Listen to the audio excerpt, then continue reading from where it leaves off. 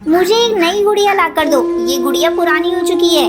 बेटा, मैं तो अभी इस घर का कर्ज उतार नहीं पाया हूँ, तो तुम्हें मैं नई गुड़िया लाकर कैसे दूँ? मैं कुछ नहीं जानती, मुझे तो नई गुड़िया चाहिए ही चाहिए, नहीं तो मैं आज से ही खाना पीना छोड़ दूंगी। बेटा, ये तेरी कैसी जिद है? मैं तो तेरी हर बात को मानता हूँ, लेकिन अभी मेरे पास पैसे नहीं हैं। कुछ दिनों के बाद जब मेरे पास पैसे आ जाएंगे तो मैं तुम्हारे लिए नई डॉल खरीद दूंगा। जब आपके पास मेरी ख्वाहिशें पूरी करने की ताकत ही नहीं थी तो मुझे पैदा क्यों किया? मुझे तो कल गुड़िया चाहिए। बाप बेटी की नोकझोंक सुनकर टुनटुनी वहाँ पर आती है। तू जैसे जैसे बड़ी होती जा रही है, अपनी तमीज खोती जा रही है। क्यों तू अपने पापा से बहस कर रही है? जब एक बार उन्होंने कह दिया कि पैसे आ जाएंगे तो वो तेरी गुड़िया खरीद देंगे, तो फिर बहस करने की कोई जरूरत ही नहीं। माँ, तुम चुप रहो, तुम बाप और बेटी के बीच में मत आओ। तुम्हारी शक्ल तो मैं देखना भी नहीं चाहती। तुम्हारी मनुष्य शक्ल देखकर मेरा पूरा मूड ऑफ हो जाता है। हाँ बेटा, तू ठीक कह रही है। मनुष्य शक्ल वाली ने तुझे 9 महीने तक अपनी कोख में रखा और आज इस माँ के चेहरे को तो देखना भी नहीं चाहती। तभी बंटी की नजर टुनटुनी के मंगलसूत्र पर जाती है। टुनटुनी, जल्दी उतार मंगलसूत्र तू। मैं इसको बेचकर अपनी बेटी की गुड़िया उसे खरीद कर दूंगा। ये आप क्या कह रहे हैं जी? ये तो मेरी सुहाग की निशानी है, मैं इसे उतार कर नहीं दे सकती। तू देती है या नहीं? तेरा सुहाग मैं हूँ और वही सुहाग तुझसे ये मांग रहा है। चल जल्दी उतार, नहीं तो मैं इसे जबरदस्ती उतार लूंगा। बंटी कबूतर जबरदस्ती मंगलसूत्र को ताड़ने लगता है। अरे आप क्या कर रहे हैं जी? मत उतारिए। आप बेटी की जिद को कितना पूरा करेंगे? आज ये महंगी गुड़िया मांग रही है, कल कोई और चीज मांगेगी, तब कहाँ से आप देंगे? चुप हो जा कल मुही, तुझे बाप बेटी के बीच में बोलने की कोई जरूरत नहीं है। बंटी जबरदस्ती टुनटुनी से मंगलसूत्र छीन लेता है और उसे बेचकर नई गुड़िया ले आता है। इधर टुनटुनी रोती रह जाती है। दोनों बाप बेटी मिलकर दिन भर टुनटुनी पर अत्याचार करते रहते थे। टुनटुनी चुपचाप सब कुछ सहती रहती थी। उसे यही लगता था कि एक न एक दिन बाप बेटी सुधर जाएंगे, पर ऐसा कुछ नहीं होता। दिन बीतते रहते हैं। पिंकी चिड़िया पहले से भी ज्यादा जिद्दी हो चुकी थी। एक दिन वो टुनटुनी के पास आती है। माँ, मुझे तुम्हारे ये कान के झुमके चाहिए। तुम्हें ये झुमका क्यों चाहिए? अब क्या हुआ? तुम पूछने वाली कौन होती हो? मुझे बस तुम्हारे झुमके चाहिए। मैं इसका क्या करूँगी ये तुम मुझसे मत पूछो। टुनटुनी पिंकी को तमाचा जड़ देती है। चली जा यहाँ से कमबख्त, नहीं तो मैं कुछ कर बैठूंगी। आज मुझ पर दुर्गा सवार है, तुझे बचाने के लिए तेरे पापा भी यहाँ नहीं है। ठहर जा, तू मुझे मारेगी? मैं तुझे अभी बताती हूँ। तुम में इतनी हिम्मत कहाँ से आ गई? हाँ, जो तुम मुझसे बहस कर रही हो? पापा के सामने तो भीगी बिल्ली बनी रहती हो। अभी बहुत जबान चल रही है। चल उतार मेरे झुमके, मुझे एक स्मार्टफोन लेना है। तुझे क्या है, तू तो घर में दिन भर पड़ी रहती है, लेकिन मुझे तो हर जगह आना जाना है। मेरी सारी सहेलियों के पास एक स्मार्टफोन है, वो मुझे देखकर कितना हंसती हैं, तुम्हें पता है? पिंकी, तू कुछ भी कर ले बेटा, मैं ये झुमका नहीं दूंगी। ये मैंने तेरी शादी के लिए रखा है, ले देकर यही तो एक निशानी मेरी बची हुई है। पिंकी टुनटुनी माँ को ताबड़तोड़ डंडी से मारने लगती है। तू देती है कि नहीं झुमका? ये ले, आज मैं तुझे जिंदा नहीं छोड़ूंगी। पिंकी पास में पड़ा चाकू उठा लेती है और बार बार उसके ऊपर वार करने लगती है। ठहर जा, जिस कान में तूने झुमका पहना है मैं आज उसी को काट दूंगी। फिर तू झुमका कहाँ पहनेगी? पता नहीं मैंने पिछले जन्म में कौन सा पाप किया था, जो तुझ जैसी बेटी मुझे पैदा हुई, जो अपनी ही माँ के कान काटने पे तुली हुई है। टुनटुनी की चिल्लाहट को सुनकर पड़ोस की सुंदरी कौवी उसके घर पर आती है। अरे टुनटुनी, तेरे घर से रोज रोज क्या झगड़े की आवाज आ रही है? देखो ना काकी, ये मेरी बेटी मेरा कान काटने पर तुली हुई है। चल हट पिंकी, ये तू क्या कर रही है अपनी माँ के साथ? पिंकी किसी की नहीं सुनती और एक झटके में टुनटुनी के दोनों कान काट देती है और झुमका लेकर भाग जाती है। सुंदरी कौवी टुनटुनी को लेकर अस्पताल जाती है। देख टुनटुनी, तू वहाँ सुरक्षित नहीं है। आज से तू मेरे घर रहना। हाँ, आप सही कह रही हो मौसी, मैं कुछ काम ढूंढ लूंगी ताकि आप पर भी बोझ ना बनूं। फिर टुनटुनी सुंदरी मौसी के साथ अपना जीवन जीने लगती है। सकती। शिकंजी ले लो शिकंजी, नींबू सोडा से बनी शिकंजी। शिकंजी ले लो शिकंजी, नींबू सोडा से बनी शिकंजी। सुंदरवन के जंगल में बंटी कबूतर अपनी पत्नी टुनटुनी चिड़िया के साथ रहता था। उसकी एक बेटी थी जिसका नाम लूसी कबूतरी था। बंटी कबूतर एक किसान था। एक बार गांव के जंगल में बहुत बड़ा सूखा पड़ गया था, जिससे बंटी कबूतर के खेत में कोई भी अनाज की फसल नहीं आई थी। दोनों पति पत्नी मजदूरी करके अपना पेट पाल रहे थे। सूखा पड़ जाने के कारण जंगल में अब उन्हें कोई भी काम नहीं मिल रहा था। एक दिन थका हारा बंटी कबूतर घर लौटता है। तब टुनटुनी चिड़िया उससे पूछती है, क्यों जी, आज भी आपको कोई काम नहीं मिला? नहीं टुनटुनी चिड़िया, बहुत कोशिश की लेकिन कोई काम नहीं मिला। समझ नहीं आ रहा है ऐसे कितने दिन तक चलेगा। ठीक है जी, आप आराम करो, मैं आपके लिए नींबू की शिकंजी बना कर लाती हूँ। टुनटुनी चिड़िया शिकंजी बनाकर बंटी कबूतर को देती है। ये लो जी, नींबू की शिकंजी। अब घर में थोड़े से ही नींबू बचे हैं, अगर कोई काम नहीं मिला तो भूखे मरने की नौबत आ जाएगी। बंटी कबूतर नींबू की शिकंजी पीने लगता है। सुनते हो जी, मैं क्या कहती हूँ, क्यों ना हम लोग शहर के जंगल चले, वहीं कोई काम धंधा करेंगे। अब गांव के जंगल में कुछ भी नहीं रखा।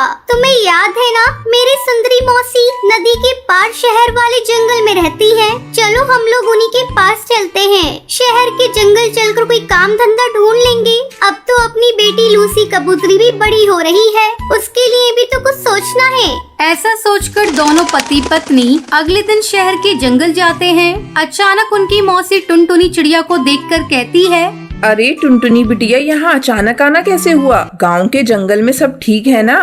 क्या बताऊं मौसी, गांव के जंगल में इस बार ऐसा सूखा पड़ा है कि सारा खेत ही सूख गया है। कोई भी अनाज नहीं उग रहा है। वहाँ हम लोग भूखे मर रहे थे, इसलिए यहाँ आए हैं। आपका भरोसा था, अब आप ही हमें कोई काम धंधा दिला दीजिए, आपकी बड़ी मेहरबानी होगी। अच्छा किया बिटिया, जो अपने परिवार के साथ यहाँ आ गई। अब तुझे चिंता करने की कोई जरूरत नहीं। अच्छा बिटिया, ये बता तू गांव के जंगल से मेरे लिए क्या लेकर आई है? मौसी, मैं कुछ नींबू लेकर आई हूँ। यही घर में थोड़े बहुत बचे थे। ऐसा करती हूँ मौसी, मैं सबके लिए नींबू की शिकंजी बना देती हूँ। गर्मी बहुत है, सभी एक एक गिलास पी लेंगे। हाँ हाँ बेटी, जल्दी बना। नींबू की शिकंजी पिए बहुत दिन हो गए। टुनटुनी चिड़िया शिकंजी बनाने लगती है। तभी सुंदरी कौवी की पड़ोसन बबली कबूतरी उसके घर आती है। अरे सुंदरी बहन, ये तुम्हारे यहाँ कौन आया है?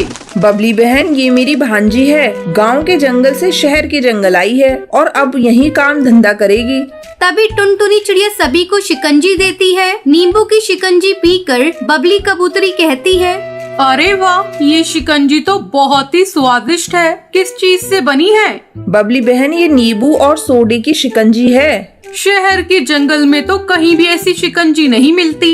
बबली कबूतरी की बात सुनकर टुनटुनी चिड़िया की मौसी कहती है, तू ऐसा कर टुनटुनी बेटी, एक शिकंजी का ठेला लगा ले। यहाँ किसी को ऐसी शिकंजी बनानी नहीं आती।